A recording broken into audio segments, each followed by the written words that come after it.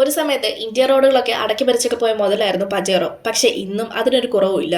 1982-ലാണ് Mitsubishi ലോകത്തിന്റെ മുന്നിലേക്ക് ഒരു പുതിയ SUV കൊണ്ടുവരുന്നത്. അതിന്റെ പേരാണ് പജേറോ. ജപ്പാനിൽ നിന്ന് വന്ന ഈ കാറ് വളരെ വേഗത്തിൽ middle east, Europe, Latin America പോലെയുള്ള സ്ഥലങ്ങളിൽ പ്രശസ്തമായി. അതിന്റെ ഏക പ്രധാന കാരണം ഈ വാഹനം ഉപയോഗിച്ച് കാടും മലയും മരുഭൂമിയും ഒക്കെ പെട്ടെന്ന് കയറാൻ സാധിക്കുമായിരുന്നു. എല്ലായിടത്തും എളുപ്പത്തിൽ കയറാൻ പറ്റുന്ന ഒരു പവറുള്ള 4x4 SUV ആയിരുന്നു പജേറോ. പക്ഷെ പജേറോയെ കൂടുതൽ ആളുകൾ അറിയാൻ തുടങ്ങിയത് ഡക്കാർ റാലി എന്ന ഒരു പ്രശസ്തമായ റാലിയിലൂടെയാണ്. 1985 മുതൽ 2007 വരെ പജേറോ 12 തവണയാണ് ചാമ്പ്യനായി മാറിയത്. മറ്റൊരു SUVക്കും ഇത്രയും വലിയ വിജയങ്ങൾ ആ റാലിയിൽ നിന്ന് കിട്ടിയിട്ടില്ല. എല്ലാം വളരെ നല്ല രീതിയിൽ പോയിക്കൊണ്ടിരിക്കുന്ന സമയത്താണ് സ്പെയിനിലും ചില ലാറ്റിൻ അമേരിക്കൻ രാജ്യങ്ങളിലും പജേറോ എന്ന വാക്ക് ലോക്കൽ ഭാഷയിൽ മോശം അർത്ഥമാണ് വഹിച്ചിരിക്കുന്നത്. അതിനാൽ തന്നെ അവിടുത്തെ മാർക്കറ്റുകളിലൊക്കെ മിത്സുബിഷി പജേറോയെ മൊണ്ടേറോ എന്ന പേരിലാണ് വിളിച്ചത്. ചില രാജ്യങ്ങളിൽ ഷോഗൺ എന്ന പേരിലുമാണ് വിൽപ്പന നടത്തിയത്. ഇന്ത്യയിലേക്ക് പജേറോ വന്നത് 2002-ലാണ്. ഇവിടുത്തെ ജനങ്ങൾക്ക് അതിന്റെ ലുക്കും ഓഫ് റോഡ് പവർ എല്ലാം ചേർന്നപ്പോൾ വളരെ ഇഷ്ടപ്പെട്ട ഒരു കാറായി മാറുകയാണ് ചെയ്തത്. ആ സമയത്തൊക്കെ ഒരുപാട് സെലിബ്രിറ്റീസും പൊളിറ്റീഷ്യൻസും ഒക്കെ ഈ കാറാണ് ഉപയോഗിച്ചത്. പിന്നീട് 2016 ആയപ്പോഴേക്കും മിത്സുബിഷി പജേറോ പ്രൊഡക്ഷൻ ഗ്ലോബൽ മാർക്കറ്റിൽ നിർത്തി.